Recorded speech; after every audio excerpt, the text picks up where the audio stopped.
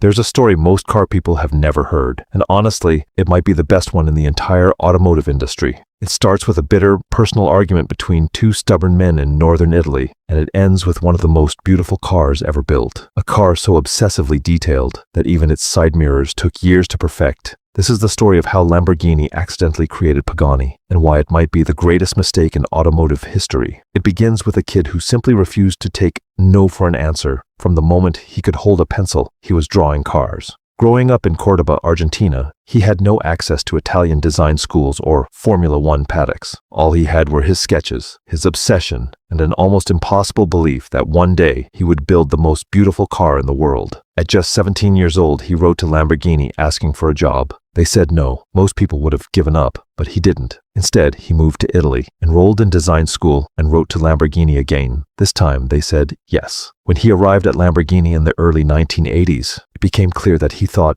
differently. He wasn't only interested in how cars performed, he cared about how they were made, the materials, the craftsmanship, the feel of every single surface. Before long, he became fascinated by something that almost nobody in the automotive world was talking about at the time: carbon fiber. Today it's everywhere, but back then it was considered an exotic material used mostly in Formula One. He believed carbon fiber wasn't just strong, he believed it could be beautiful, not simply a structural material, but something people could admire. He presented his idea to Lamborghini's management. He wanted to build a dedicated composites division because he believed carbon fiber was the future of automotive engineering. Once again, the answer was no, but this time he refused to accept it. Instead of walking away, he reached out to one of the few people who truly understood carbon fiber better than anyone else in motorsport: Ayrton Senna. Senna had raced cars built around carbon fiber and understood exactly how revolutionary the material could become. When the young engineer shared his vision, Senna didn't just encourage him, he gave him credibility. With Senna's support, he was finally able to establish a small composites research operation that existed alongside Lamborghini. During that time, a friendship formed between the two men, and that friendship would shape everything that followed. Meanwhile, Lamborghini itself was changing. The company struggled financially. Management changed. New ideas faced constant resistance. The passionate young engineer who kept questioning the old way of doing things slowly became a problem.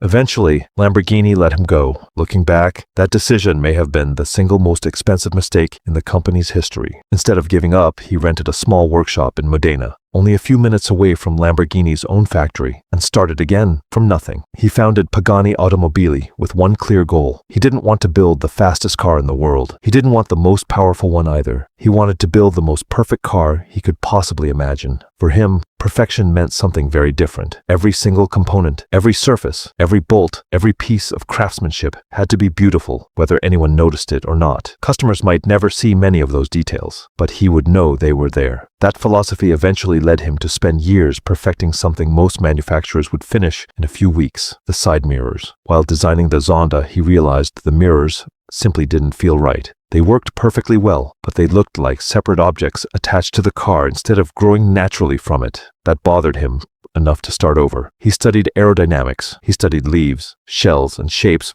found in nature. He built prototype after prototype, not only testing how the mirrors performed, but how they looked from every angle, how they reflected light, and even how they felt when touched. Time after time, he returned to carbon fiber, not because it was fashionable, but because he believed no other material delivered the same feeling. It took years to perfect those mirrors, years for a single component that most people barely notice. When people asked why he spent so much time on such a small detail, his answer revealed everything about his philosophy. Art and science must go hand in hand, never one without the other. This is where both stories come together. None of that obsession would have existed without someone believing in him during those fragile early years. That person was Ayrton Senna. The same man who had supported his carbon fiber vision continued supporting the development of the Zonda, encouraging him never to compromise. Sadly, Senna passed away in 1994 before the Zonda was completed. Devastated, the engineer carried his friend's philosophy into the finished car. Even the Zonda C paid tribute to carbon fiber, the material that started everything, the material Lamborghini rejected, the material Senna believed in. Every part of the story is connected. Think about everything that had to happen for Pagani to exist. Lamborghini first had to give a young engineer a chance. Then they had to reject his biggest idea. Then they had to let him go. Instead of accepting defeat, he responded with relentless determination. determination and built something entirely his own. Without Lamborghini's rejection, there is no Pagani. Without the carbon fiber argument, there is no obsession with materials. Without Senna, there is no Zonda. Today, Pagani builds only around 40 cars each year. Every car takes roughly 3,000 hours to build by hand. Every surface, every bolt, every piece of exposed carbon fiber receives the same obsessive attention to detail. Owners continue discovering hidden craftsmanship years after buying their cars, including side mirrors that took longer to perfect than many manufacturers spend designing an entire vehicle. So the next time someone asks why Pagani exists, you can tell them the truth. Lamborghini created Pagani, not intentionally and certainly not generously, but simply by saying no to a young engineer who refused to believe that no was the final answer. In trying to reject an idea, they unknowingly created one of the greatest automotive brands the world has ever seen, and perhaps that's the most remarkable part of the entire story.